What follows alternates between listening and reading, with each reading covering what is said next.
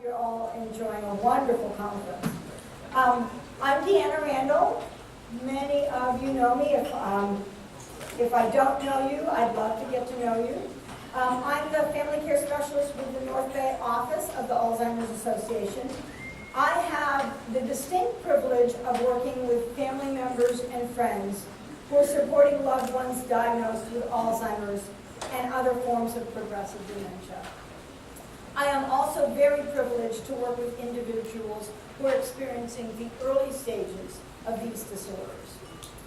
Today, I'm honored to introduce to you 4 of these very courageous individuals who are actively involved in promoting awareness and advocating for increased research and services. In our society, there's a great deal of stigma related to Alzheimer's and its lesser-known siblings.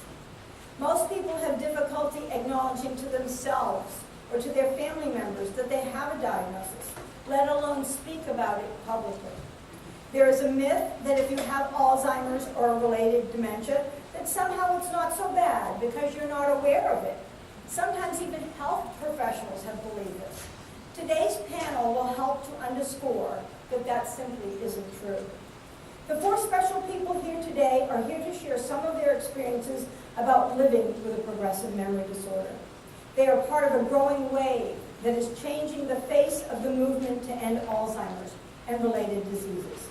Our 4 panelists are, and let me make sure I get them in the right order, Cynthia Guzman, John Benjamin, Paula Wolfert, and Kelly McGowan. Let's give them the warm welcome.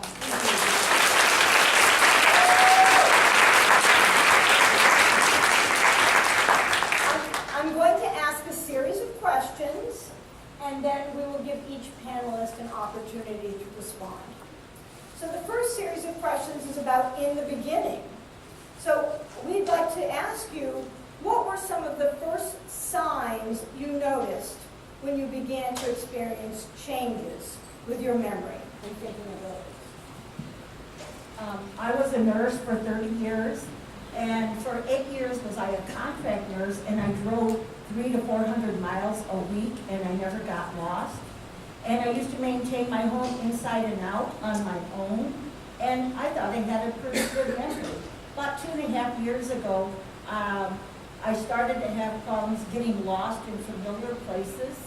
I felt like my brain was like a light switch. Sometimes it was on and sometimes it was off. And I didn't understand all written and verbal information given to me. And at my house, I just couldn't take care of it like I did before. I went to the doctor, and the doctor that I went to, I had gone to her for 8 years. And when I went to tell her the things that were going wrong with me, within 24 hours, she had me at a neurologist because she knew this was not me. At the neurologist's office, with my son at my side, I was tested, and I was diagnosed at first with just dementia. And I asked the doctor, what's dementia? And he said that it was my brain getting older than my body. When we left the office, I told my son, today is my 63rd birthday, and I've been diagnosed with dementia. I'll never forget that. He said, I know you've got this for sure because he just told you you're going to forget everything. So I had a second opinion, and because there was more information, the second opinion, I was noted to have Alzheimer's dementia. And because I moved from Arizona to California, did I have a third diagnosis because of changing my home setting. And again, I was diagnosed with Alzheimer's dementia. But that was like a 4-hour visit with the new neurologist and his associates. And after the meeting, they sat together and they came in and talked to my son and myself. And they said, well, you're pretty healthy. You want to get into research? And I said, yeah, I'd like that. And he said, but you have to know, research for you isn't going to help you because there's nothing we can do for you. But you're going to help other people. And the next thing was, he said, because of your acceptance to this disease and your attitude and something about a sense of humor, that he felt that I should contact the Alzheimer's Association, and not so much what they were going to do for me, but what I can do for you. So I am here today as a doctor's order. My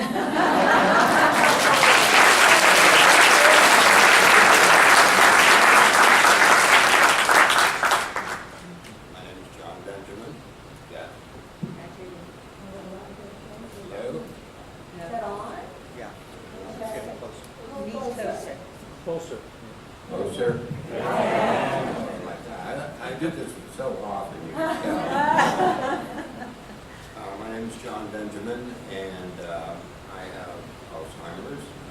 It was about 3 years ago, 4 years ago.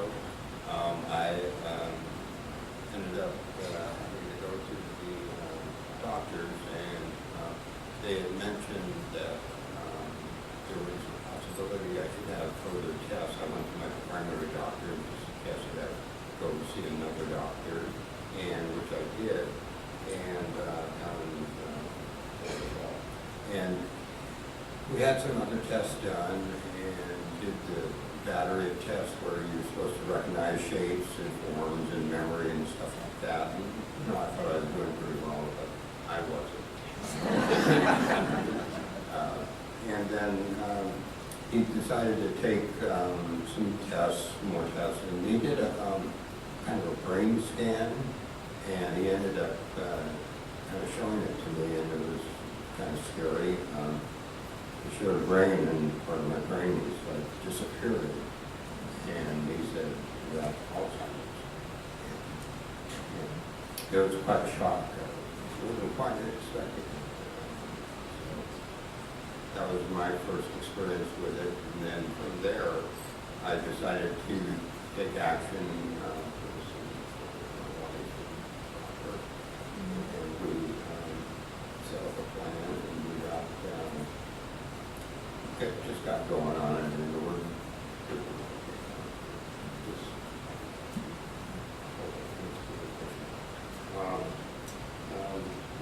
we're doing really well now. Anyway, I'm here with the Alzheimer's group.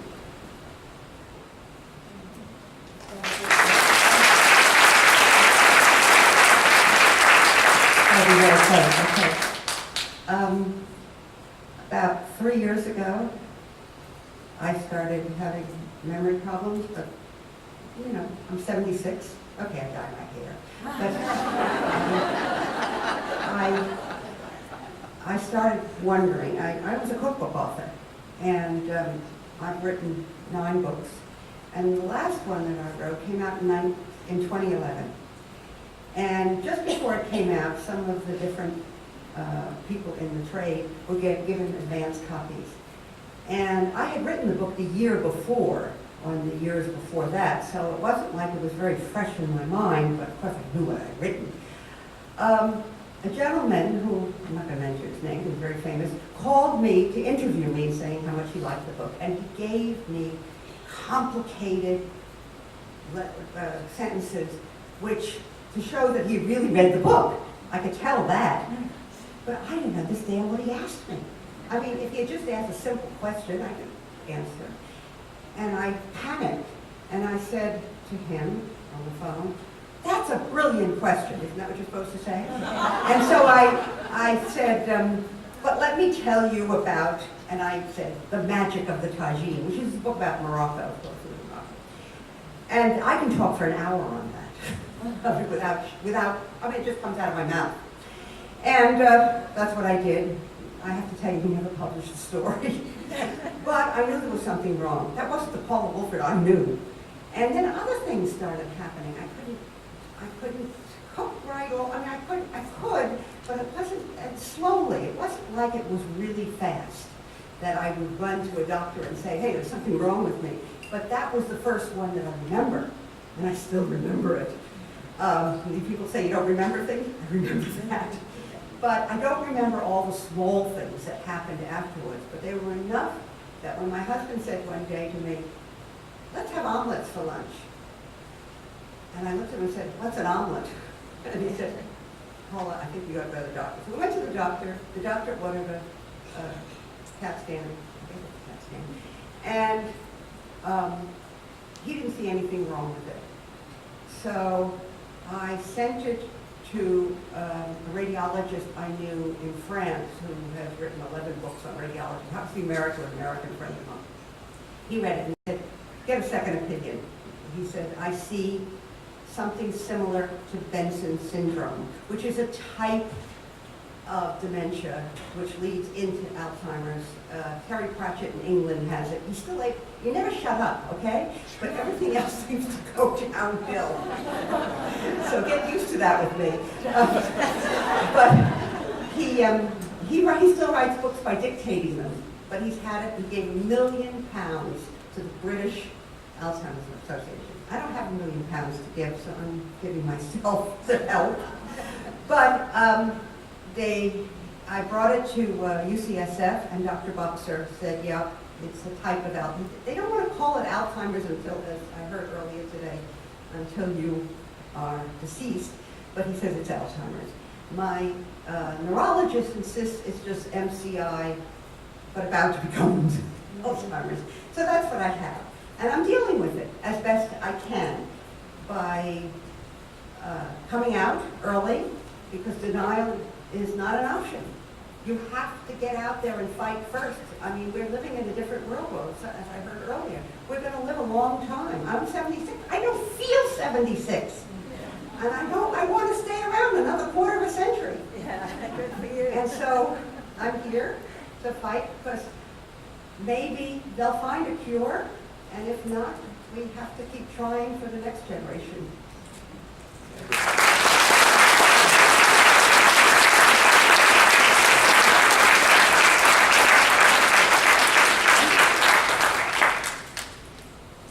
So I'm Kelly, and probably about 3 years ago as well, I started having a lot of issues suddenly. I was not understanding what people were saying, and I was getting confused. I had owned several hair salons. I was a Pilates instructor. I was actually involved in invention, and I hosted a lot of events, and was vice president of the Center for Inner Peace, and I taught the Course in Miracles. So I was a very, very active person.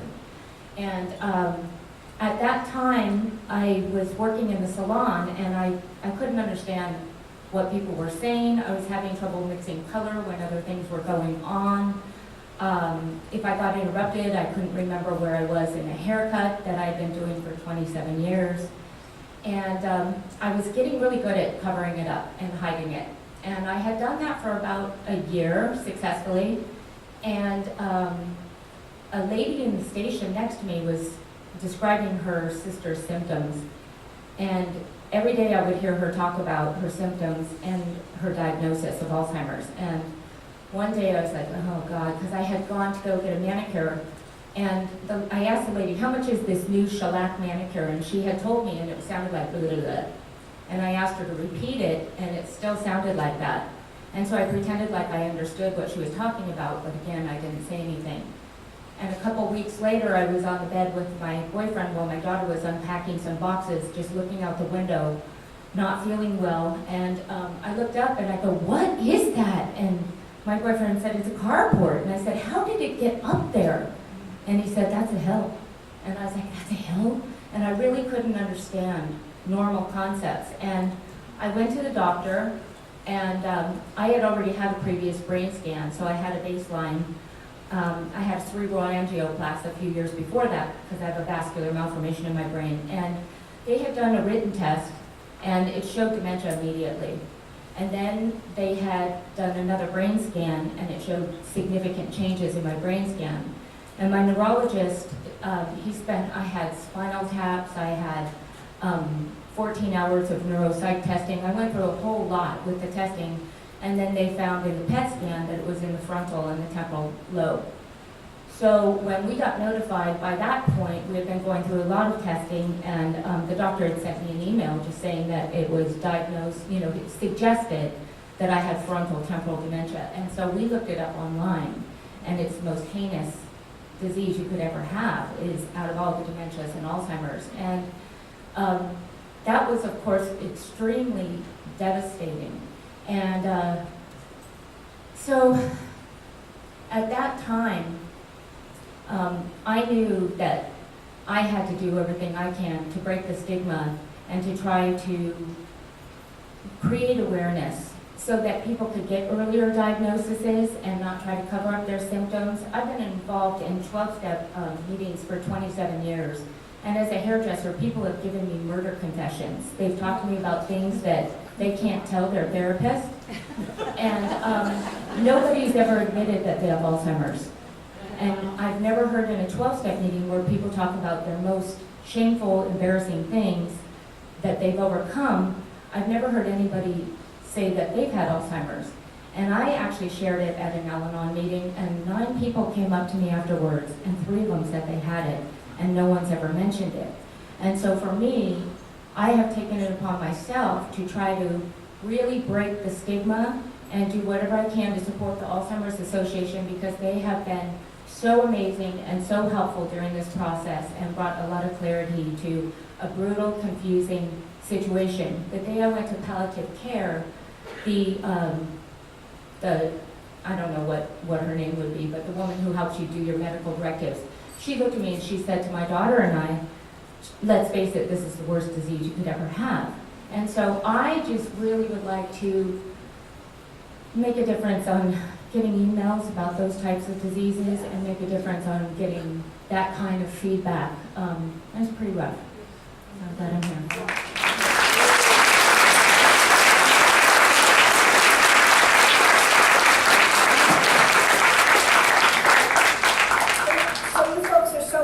You've answered a lot of questions all in one, which is great. I want to ask you if you could say a little bit about what has been most challenging and most helpful in living with this diagnosis. Once I was diagnosed, my son moved me with the help. Well, my son and my son-in-law became my care partners. And to do that, I had to move closer to them. So they moved me into a beautiful retirement community in Napa. It's safe for me. I have socialization. I have activities. They make my meals for me. And there's housekeeping, transportation. Probably choosing my wine is the worst stress I have. and how dare people say they feel sorry for me, you know? I have a letter from my son because I want you to know the kind of support that I'm lucky enough to have. And he says, I don't want you to worry or be afraid. Let's enjoy every single day and not think too much about whether you can remember as well as you could in the past. I will watch over you and won't let anything bad happen to you. If the time comes when we need to do more for you, I will make sure you have everything you need to have a great quality of life. I wish I could change things. I wish I could take your illness for you, but I can't. All I can do is to be there for you and to love you. So how dare I do anything but the best that I can, because he's going to be the one to suffer more. And the second part is the Alzheimer's Association. They have been wonderful. They've given me a purpose to live, to wake up in the morning. And you know, I look at my life as a race, and it's a race that I'm running, but because my disease is fatal, I'll never get to the finish line. And so I want everybody to come out and run that race for me when I can't do it anymore. And this young man has agreed to be my first replacement when I can't do it anymore. And I don't promise a gold medal at the finish line, but our finish line will have an end to Alzheimer's.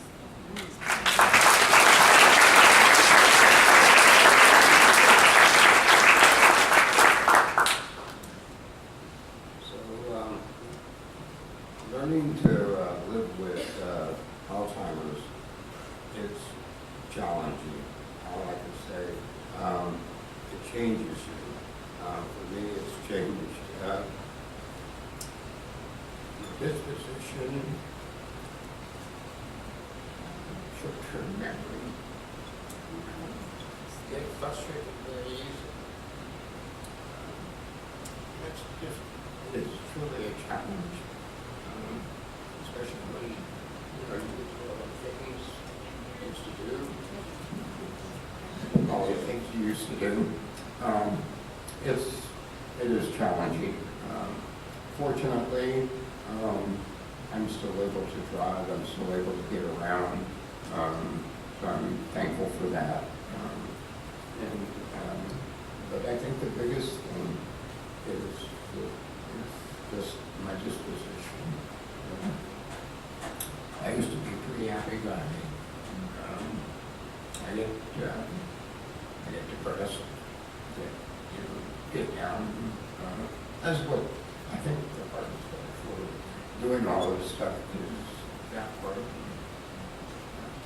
I think it's part of the family.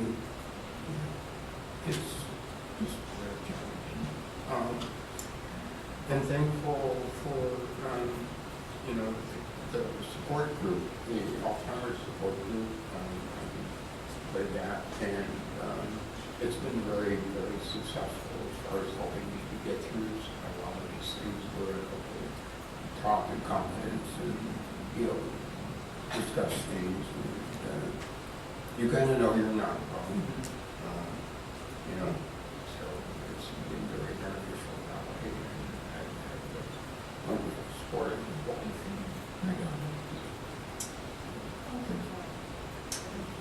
And it's been just challenging, and I have the wonderful support of my wife and my daughter.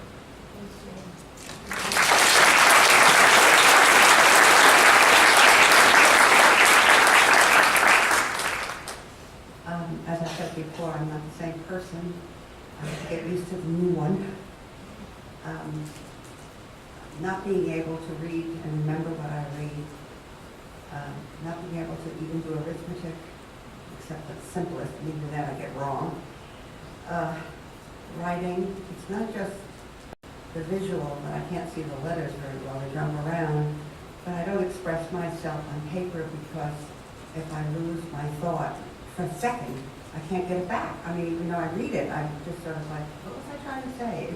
It's really a problem. That is a problem for me.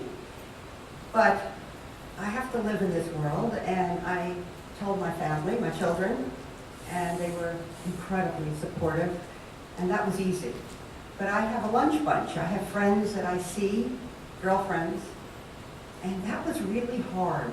It was hard to share. They did, at our age, they all say, oh, it's a senior moment, or we all forget. They don't understand there's a difference. And each one of them, I did bring side by, alone to talk about it, and they were all sort of, negative except for one. Well, she turns out to have been worried herself. But I told them, as I tell most people, that by the time you're 75, which we are, 76 now, it's 1 in 5. So we're 7 people at lunch. We've made it. Unfortunately, if you live to 80, it's going to be 1 in 4. So, and we're also healthy. That's the thing. We look healthy, we act healthy, and yet we have these problems.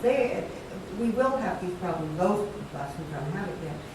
So, as someone said earlier, it was a very good program, we are going to live longer. We are going to be healthy in other ways, so we really have to spread out the word. And I remember back in the Second World War, I was in a victory garden with my grandmother, and I was wearing a little soldier hat, and there's a photograph of me which brought back the memory. Though I have a very good memory of my very early days. That doesn't go until much later. She said to me, we can't win a war unless we're willing to fight. That's been one of my 2 mottos. The other one is, denial cannot be an option. I tell people, I came out, I tried to help myself. It was really hard. I didn't know where to go, what to do, and I kept looking through all the magazines and articles and things online, and I noticed that the Alzheimer's Association was the most alive. They were the ones that were doing the most nationally, internationally almost. And so I joined as best I could, and it was only when I met Deanna, and she took me under her wing a little bit, because in my town of Sonoma, we don't really have anybody in a town of people who are all retired, about 60% are retired, everybody must be in denial because we don't even have anybody talking about it. And so she has shown me something similar to what is started in the Netherlands, is now popular everywhere, called the Memory Cafe, and is helping me start one in my community, and I'm so excited about it.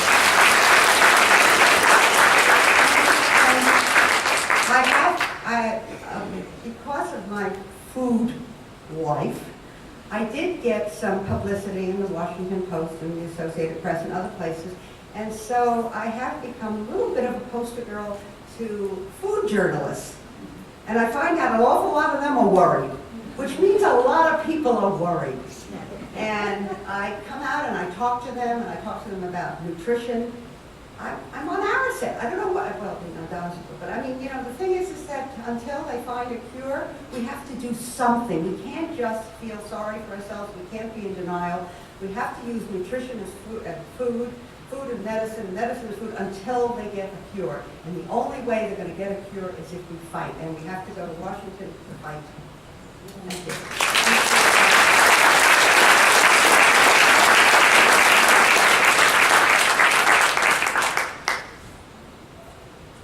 I don't know how to put the challenging things that I faced and gone through into a sentence. There isn't one. I'd say that the hardest thing was actually some of the people in the medical industry. And then after that, the next hardest thing would be family that turns their back and friends. I think the most helpful is the families that stay and the people that show up that you didn't expect. And along with that, I just have to put another plug in for the Alzheimer's Association with Deanna and Judy Flipoff and all of the people in the groups and the pre-group classes that they provided us with just to give us some information.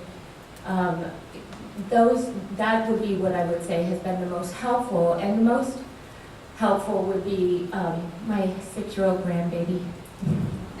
She really, she makes me feel more normal than anything. So stay young.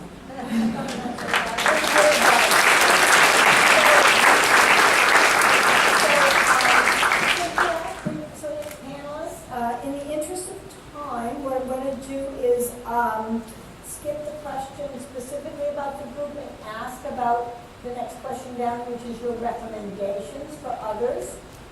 Okay. I would like to take you on a trip to the Grand Canyon. And we're going to sit at a ledge, near a ledge, and we're going to put lawn chairs up. And in those lawn chairs are going to be loved ones, companions, caregivers, doctors, and they're all sitting there, and they're watching this person with changes walk past them. And they're all saying, you know what? There's something different about her. She's just not the same. And she gets closer and closer to the ledge. And yep, can't put my finger on it, but there's something wrong with her. And then she falls off the ledge. And then they're like, we should have done something. Why didn't we do something when we seen it? I'm about that. I want to stop people from having to fall off a ledge before someone is aware that they need help. And my second thing that I'm out to is I'm going to teach younger people to advocate and protest. They said I couldn't teach them to riot. Okay, but I want them to be aware that this disease, they do not have to have it. One, they need to fight for not having the death of this disease or the disease itself. And you'll know if I've gotten to the young person around you, because I intend to tell them, when you get near an adult, ask them, what are you doing today so I don't have Alzheimer's tomorrow? I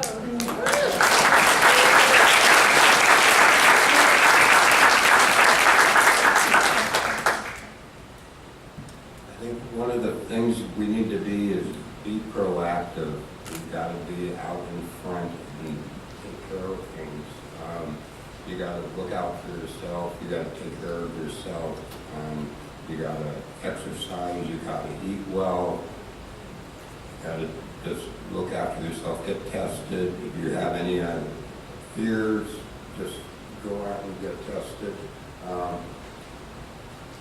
Also, I think you have to be engaged with people. You got to engage them and find out what's going on. And be your own advocate.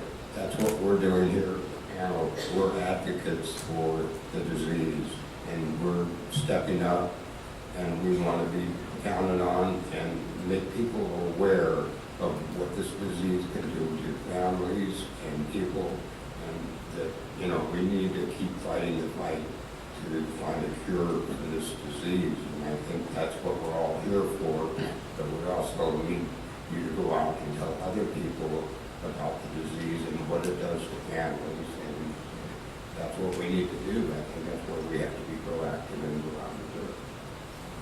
Well said. Thank you. I more or less going to say the same thing you've already heard. But this country is famous for waging wars on cancer, on obesity, on smoking, on AID, HIV, obesity. It's time. It's time for our time now to wage war. I recently just saw on the internet, actually, a slogan that the AIDS people put out to revolutionize their plans. I liked it, so I wrote it down. Very easy. About 10 words. Act up, speak up. Silence equals death. I rest my case.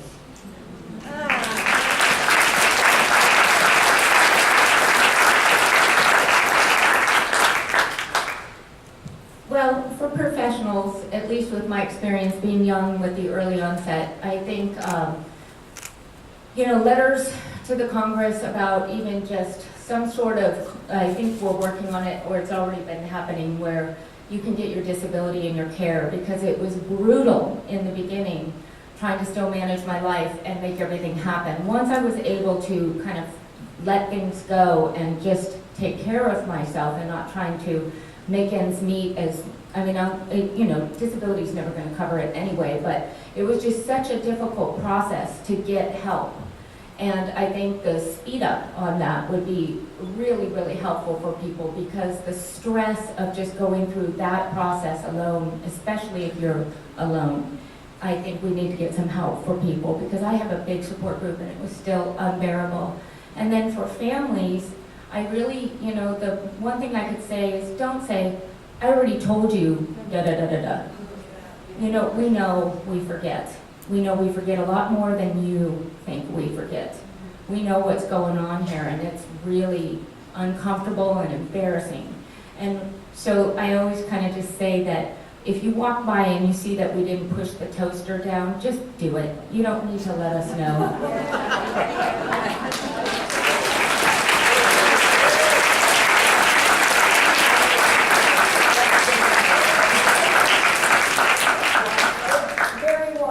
And I hope they will be well heeded. I have 2 short announcements. Do we have time for a question or two? Or I will just probably not. At lunch? They'll be here at lunch. So and happy to. First of all, I want to say fabulous job, and let's give them a